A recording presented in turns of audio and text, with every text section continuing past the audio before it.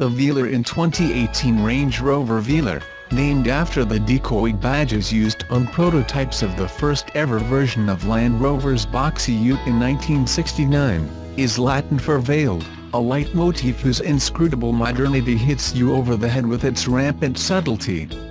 This is the design equivalent of silence so intense it's deafening, a theme that carries from stem to stern in Range Rover's first midsize SUV.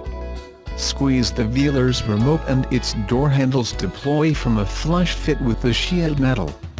Press the start button and a touchscreen silently tilts while two other TFTs come to life.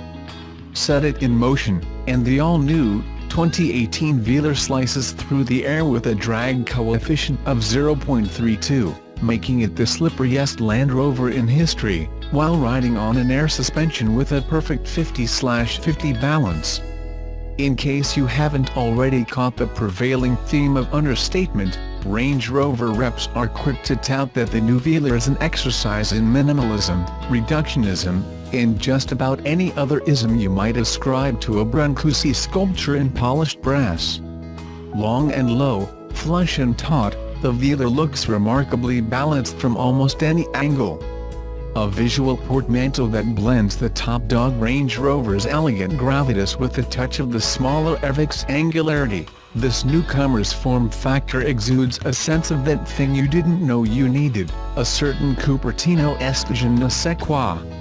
But the idea of elegance, at least in its abstract form, is far from my transom as I maneuver the Velar down a jagged off-road course through a glaciated Norwegian valley near the Wagnerian Trollstigen Pass.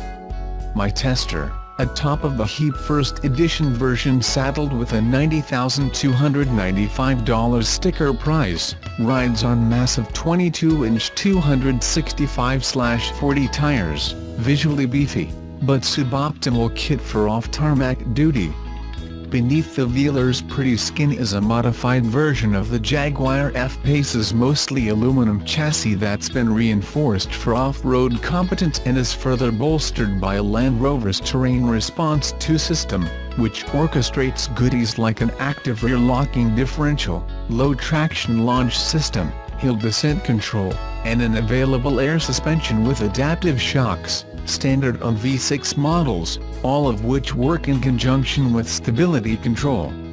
The system maximizes traction by monitoring wheel movement 500 times a second, a feature which helps enable the Velar's billy goat-like grip on the loose rocks below.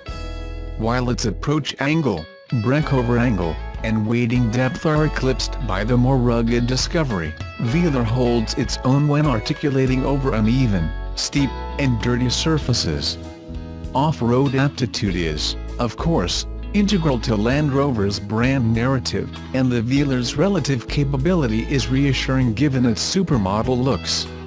After all, what good is great bone structure if it houses a dumb brain? Also encouraging is the panoply of assistance systems, front, side, and rear-facing cameras as well as info including steering wheel position, the slope tilt of the terrain, suspension travel, and torque distribution. Perform a water crossing and there's even a wade-sensing display with a graphical representation of how close you are to reaching the maximum depth of 25.6 inches. If you can't be bothered to peel your eyes away from the view, key info is projected via the Velar's head-up display. Merge onto the road and wipe the light dusting off the glass panel displays, and not surprisingly, Velar plays the part of boulevardier more convincingly. It manages small dips and big bumps with a level of composure closer an air suspension-equipped Range Rover Sport, which is roughly 2 inches longer, bumper to bumper, than the Evic, which measures 17 inches shorter. Velar rides large, with a view of its domed hood occupying a lower portion of the windshield's letterboxed vantage point. She's a big girl no doubt, but despite its 4,471 pounds curb weight, the four-cylinder diesel drops to 4,359 pounds. Four-cylinder gas versions tip the scales at 4,217 pounds. Direction changes take place with relative ease. That's thanks in part to its adaptable suspension, low-profile street tires, and a brake vectoring system that squeezes the inside calipers to help rotate the vehicle. The supercharged 3.0-liter V6's 380 horsepower, 332 pounds-ft output can scoot Velar to 60 mph in a respectable 5.3 seconds, but that acceleration feels buttery and predictable thanks to the engine's linear power delivery and the ZF 8-speed smooth shift action. Driving modes can be switched via the lower touchscreen panel or physical dials which double as HVAC controllers. While preset drive modes are easy enough to set, the bottom capacitive touchscreen also enables all parameters, engine, transmission, suspension, etc. to be displayed and adjusted at once, which might quell some critics who might resent the electronic interface overload. The quality of the screen image is exceptional, with crisp, vivid high-resolution graphics and pleasantly illustrated vehicle photography to support the settings. Witness various versions of artfully depicted Velar kissed with studio-like light. The vehicle's multi-function instrument panel ahead of the driver is sharp enough, as are the two central screens, but despite the relatively seamless integration and easy access to most important data points, there's something lost with the abandonment of physical gauges. The screens glow vivaciously in daylight and their seemingly frictionless surfaces dim to a slick, black blankness when switched off, but this digitalization marks the end of a great era of mechanically analog information transfer. Additionally, there's no haptic feedback when you touch those screens and sometimes, especially when G-forces interfere with the task at hand, it takes a double tap to push those small virtual buttons. The world's most glamorous brands, Rolls-Royce, Bentley, and Mercedes-Benz among them, have taken to fully or near fully digital displays, so it's no shock Land Rover has finally climbed aboard as well. At least the two real rotary dials take over some of the functionality and can be configured to control different functions. There's also a smaller physical dial allowing for quick volume or power adjustments. The interior of our first edition Velar plays a convincingly plush mini-me to the range-topping Range Rover.